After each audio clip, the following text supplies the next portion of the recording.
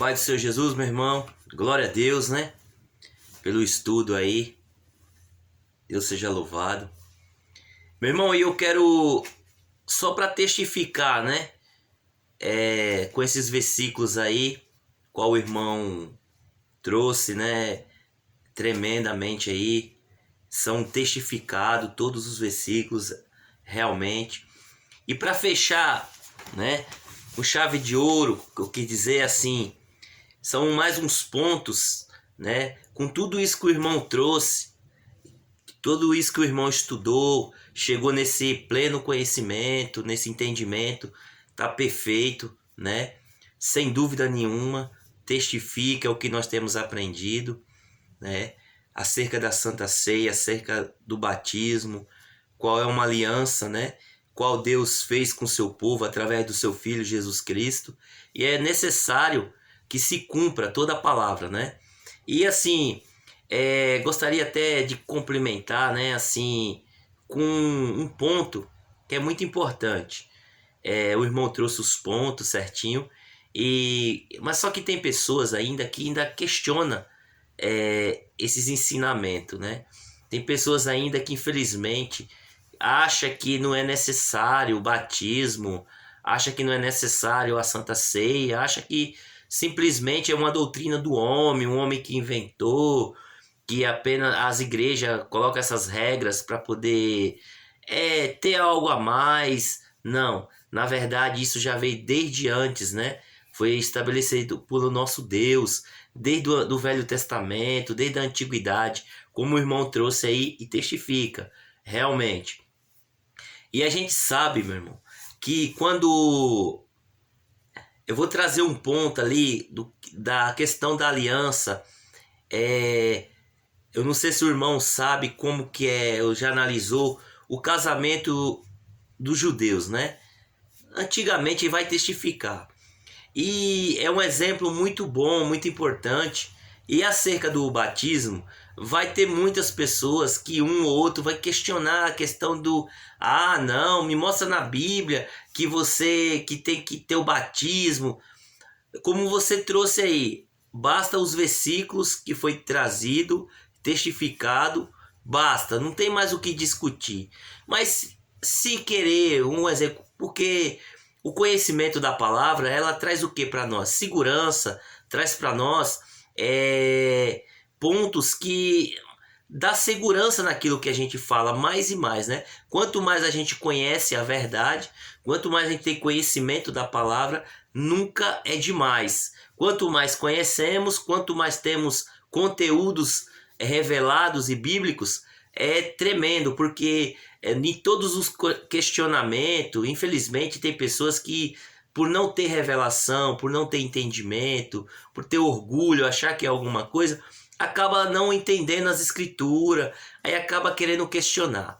Mas a gente sabe que é inquestionável, né? Essas passagens bíblicas que o irmão trouxe, né? E junto para testificação é justamente o entendimento que eu tenho também, né? Pelo Espírito, que é necessário o batismo, é necessário a Santa Ceia, que são as regras que Deus deixou, são as alianças, né? Continuidade das alianças desde lá de trás, mas de forma, vamos dizer, mais até poderosa, porque foi através de Cristo, né?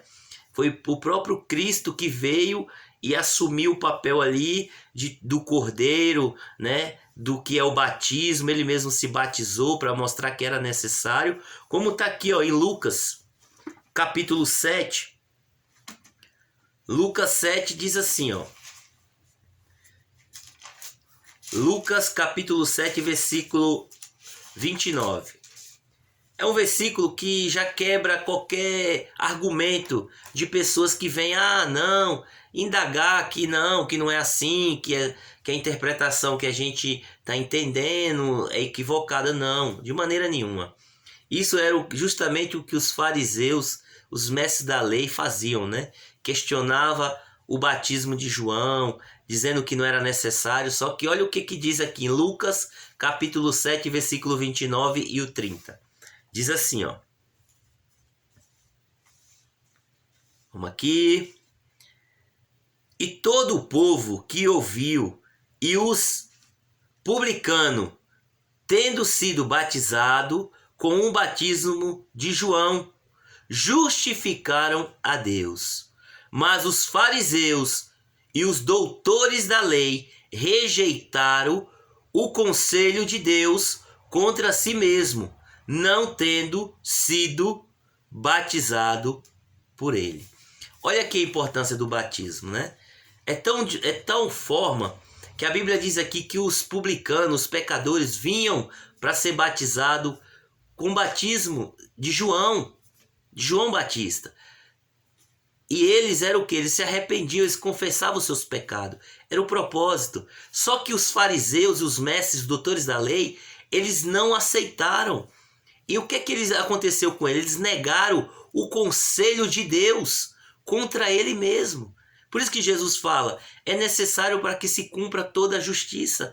Quando João, Mateus 3 ali, 13 em diante, ali João se opôs, dizendo para Jesus que não era necessário ele se batizar. E Jesus falou ali, é necessário para que se cumpra toda a justiça, toda a vontade de Deus. Então é necessário que seja assim. Então é claro que é necessário sim o batismo, como você trouxe aí, testificando tudo. Não tem para onde correr, não tem para onde fugir, é necessário sim. E o que ainda vem um ponto que é tremendo, que eu gosto sempre de estar trazendo nesse foco. Quando se fala de aliança, né? Todo casamento, né? É necessário, você casou esses dias, você sabe disso. É necessária a aliança, né? Aliança é o quê? É um compromisso, né? É um pacto ali com o casal, o homem e a mulher, ele vai fazer um pacto ali de união, de votos de sinceridade, né? Ele vai estar ali junto, uma comunhão verdadeira. Então essa representa a aliança, né? A troca de aliança. Então, ou seja, é assim, não é diferente também com Deus. Por isso que o batismo, a Santa Ceia, ela é uma aliança, porque é onde justamente é o que nos faz se unir com Deus, né? Se unir com Cristo, né? É a aliança. Quando a gente se batiza, se arrepende verdadeiramente dos pecados, a gente começa a entrar no processo, como foi dito, né, de santidade, de pureza, de arrependimento, do novo homem, da nova mulher. Para quê? Para ter um relacionamento com aquele que é santo, com aquele que é puro, que é digno de honra e de glória. Então, por isso que é necessário sim, né, a remissão de pecados, que é o batismo. João diz, eu vos batizo com água para arrependimento. Então, ou seja, o batismo ele é uma parte da aliança, sim, é necessário. E os que negaram, como diz aqui em Lucas 7, 29 e 30, os fariseus, os mestres da lei, os doutores da lei, eles negaram o conselho de Deus contra ele mesmo. Então, aquele que nega o batismo, né, realmente o verdadeiro batismo, ele está negando o próprio Deus, está negando a própria aliança através de Cristo. Então, a gente sabe que não tem como tirar essa aliança, então é necessário. E outro ponto muito importante também é a questão do que quando o casamento judeus, por isso que eu citei, se você pegar até no Velho Testamento, quando Jacó, né, Jacó se interessou ali pela filha de, se eu não me engano, Labão, né, e ali ele trabalhou, aí Labão fez uma promessa ali, ó, você trabalha para mim 7 anos, que depois eu deixo você casar com minha filha. E foi ali, trabalhou 7 anos, quando foi casar, com uma tradição ali dos judeus, né? Dos israelitas, tinha que honrar ali, então tinha que ser a mais velha. Então ele casou, deu a filha mais velha para Jacó. Jacó ali falou, poxa vida, fui enganado. Só que ele falou, ó, trabalhar mais 7 anos, que aí sim você vai casar com a minha filha que tanto você almeja. E ali trabalhou mais 7 anos. E o que é que significa isso? Você percebe que entre o relacionamento do homem e da mulher, tinha um período determinado ali. O casamento dos judeus é assim. É igual José e Maria, mãe de Jesus. Era feito um contrato, seja um noivado. Ali era um papel ali, né? Um contrato, como a gente lê lá, se a gente lê lá em Lucas, a gente vai ver que quando José descobriu que Maria estava grávida, né? Ele queria sair fora, ele queria rasgar o contrato e sair de fininho. Mas só que o anjo, né? O anjo veio e explicou em sonho para José que ali era o Espírito Santo que estava concebendo aquela criança no ventre de Maria, né? Que era o Filho de Deus, o Salvador. E ali José entendeu tudo, né? Acabou ficando com Maria. Então tudo tem o casamento judeu, ele tem um prazo, ele tem um tempo de união. Você tem um contrato, mas o homem não fica com a mulher junto, né? Eles ficam separados. E aí onde está interessante o que eu quero trazer aqui nesse ponto, que representa até a Santa Ceia, né? Representa tudo, o batismo e a Santa Ceia. Mas vamos falar um pouquinho da Santa Ceia. A Santa Ceia, ela é o quê? Na verdade, Jesus deixou a Santa Ceia, Deus deixou a Santa Ceia num propósito muito especial. Eu vou comparar esse propósito com um casamento. O casamento dos judeus, né? Se você ler, se você buscar na história dos judeus, como que é o casamento lá dos judeus, é assim, ó. A noiva fica no seu lar, né? E o noivo fica no seu. Eles não ficam juntos. E quem que faz essa ponte? É o amigo do noivo. O noivo, ele conta com um amigo muito... amigo mesmo, fiel, verdadeiro, íntegro, que não seja, como se diz, né?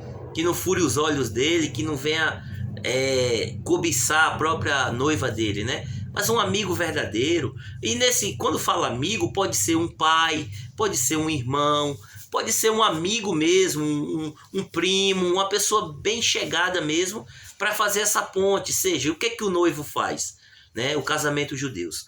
Ele vai lá, ele começa a adornar a noiva, né? A sua noiva, o noivo ele não tem acesso a ela. Mas só que o que acontece? O noivo ele conta com aquele amigo para estar levando as joias, para estar levando as roupas, para estar levando os adornamentos, para deixar a noiva bonita, a noiva preparada para o dia do casamento. Então o noivo vai fazendo toda a preparação, não deixando nada faltar para a noiva. Para quê? O vestimento bonito, joias, deixando toda ela bonitona e preparada para chegar o dia do casamento, tá tudo pronto, já tá tudo perfeito. E é assim, né, que a gente aprende com a Santa Ceia. Por quê, irmão? O que tem a ver isso com a Santa Ceia? E é bíblico. Quer ver um exemplo? Quem foi esse amigo de Jesus? Que a Bíblia diz, né? Diz que lá em Mateus, capítulo 3, né, versículo 1, vamos estar lendo para nós entender um pouquinho. Mateus, capítulo 3, versículo 1, diz assim: E naqueles dias apareceu João Batista, pregando no deserto da Judéia, e dizendo: Arrependei-vos, porque é chegado o reino dos céus. Porque este é o anunciado pelo profeta Isaías, que dizia: Voz do que clama no deserto, preparai o caminho do Senhor, endireitai as suas veredas. Veja bem, esse é quem? Quem é o amigo do noivo? João Batista, o homem que foi escolhido para o batismo, para trazer o batismo de arrependimento. Olha que interessante. Por quê? Ele é o amigo do noivo. Jesus é o noivo. A igreja, o povo, é a noiva. E precisa ter um casamento. Vai ocorrer um casamento entre o noivo e a noiva, que é a igreja. O cordeiro e a noiva, que é a igreja. E quem foi que fez essa ponte? O amigo do noivo. Para quê? Para santificar, para purificar a igreja, purificar o povo se arrepender dos seus pecados, dos seus maus caminhos. Por isso que João veio preparando o caminho. Para quem? Para o noivo. Preparando a igreja, adornando a igreja. Como? A palavra do arrependimento. Então, quando a gente olha para João Batista, a gente entende que ele é o amigo do noivo. Como? Vamos lá em João, capítulo 3, versículo 29. Olha que interessante, porque eu trouxe nesse foco, nesse exemplo de casamento. Diz assim, João capítulo 3, versículo 29, diz assim: aquele que tem a esposa, aqui a gente sabe que, vou trazer um pouquinho diante. No 23, ora, João batizava também em Enon, junto a Salim, porque havia ali muitas águas. E vinham ali e eram batizados, porque ainda João não tinha sido lançado na prisão. Houve então uma questão entre os discípulos de João e um judeu, acerca da purificação. O batismo é purificação. E foram, vamos lá, e foram ter com João e disseram-lhe: Rabi, seja mestre, aquele que estava contigo, além do Jordão, do qual tu deste testemunho, ei-lo batizando, e todos vão ter com ele. João respondeu e disse: ó homens, não pode. Ó homem, não pode, o homem não pode receber coisa alguma se lhe não for dada do céu. Vós mesmo me sois testemunho de que disse: eu não sou o Cristo, mas sou enviado diante dele. Aquele que tem a esposa é o esposo, mas o amigo do esposo que lhe assiste e ouve alegre-se muito com a voz do esposo. Assim, pois, já este é minha alegria, está cumprido. É necessário que ele cresça e que eu diminua. Olha que tremendo. Quem é o amigo do noivo? João Batista. É ele que fez essa ponte, é ele que faz essa ponte através do batismo, para santificar a igreja, santificar o povo para o grande casamento. E a gente sabe que a Santa Ceia é a mesma coisa. Só um minutinho.